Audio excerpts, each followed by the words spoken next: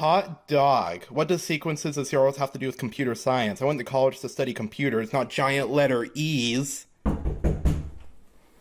Give me that. Are you out of your mind? Sequences and series have everything to do with computer science. What are you doing? I'm making a video. This world is ignorant. Alright?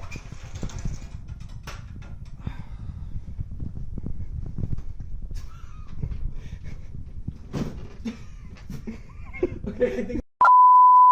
Before we begin, let's lay out the mathematical term for sequences and series. A sequence is a set of ordered numbers. So if we break that down, the most simple sequence you can come up with is S sub n equals n. And in that case, the sequence would simply go 1, 2, 3, and 4, and so on until it reaches the nth term. A series, however, is a generalized sum of all the terms in a sequence and can be denoted by the sigma symbol. But how exactly does this tie into modern computing? Well, let's wrap that up in a nice little thesis because college professors love that. First, we're going to discuss sequences and how they tie into optimizing code and their big O complexity.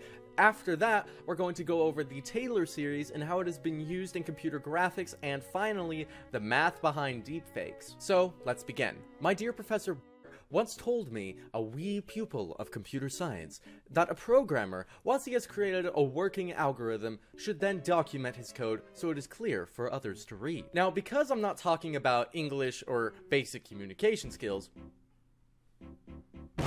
my professor taught me the second most important thing a programmer should do, which is the wonderful word optimize. Remember at the beginning how I talked about how a sequence is a set of ordered numbers? Well, in programming, it functions under nearly those exact terms, except for you just replace numbers with steps. The amount of steps a computer is required to perform and execute an algorithm can be vital in any complicated program. Thus, we must consider big O complexity. Big O complexity is the metric of calculating how many steps are required to complete a problem. That means that we have to absolutely consider the growth of sequences. Let me now show you some of the different types of sequences we can run into.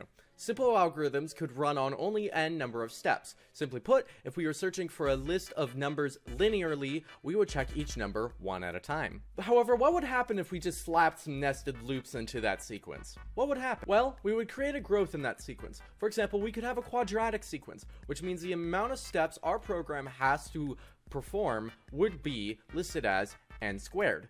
Quadratic, cubic, and quartic sequences are often seen in sorting algorithms for datasets. Shall we get more ugly?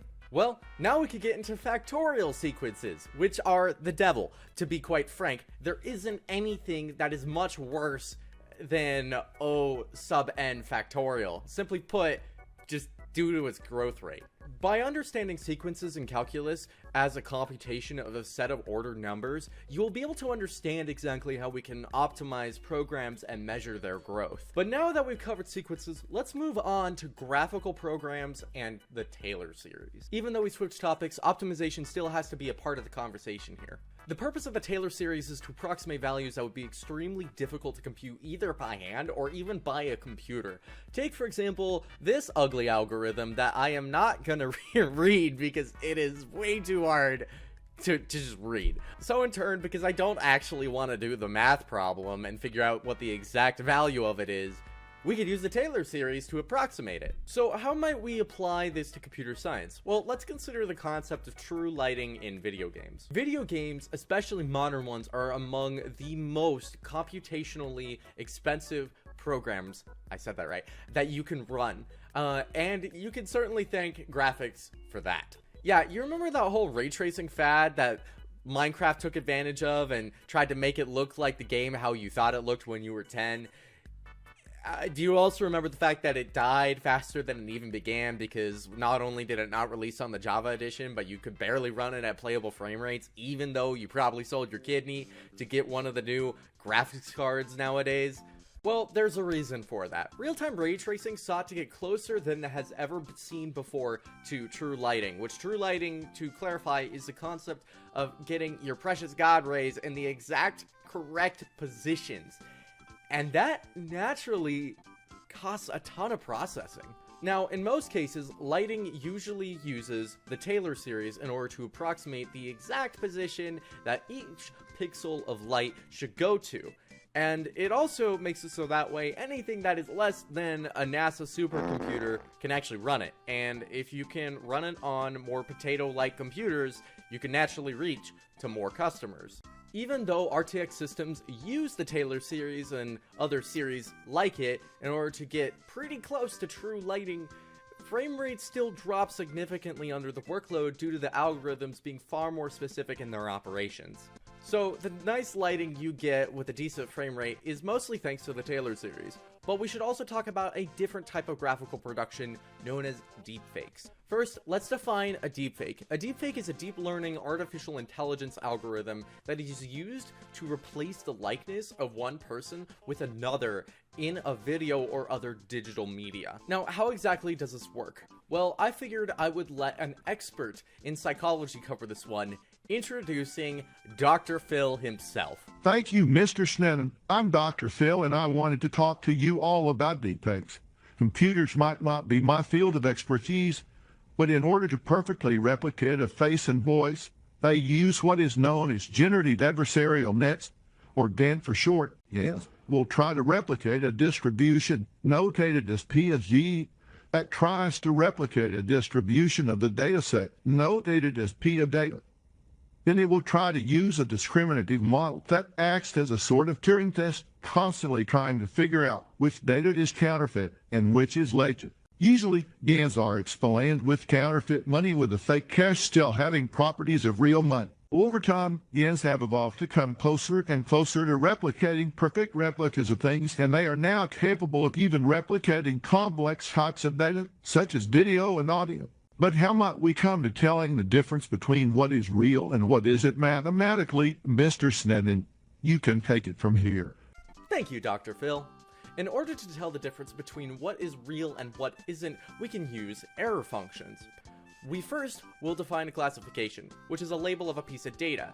For example, a robin would be classified as a bird, while a salmon, whatever that is, would be classified as a fish. Afterwards, we would start making predictions for different properties and would actually test how accurate that algorithm is. But how do we test this mathematically?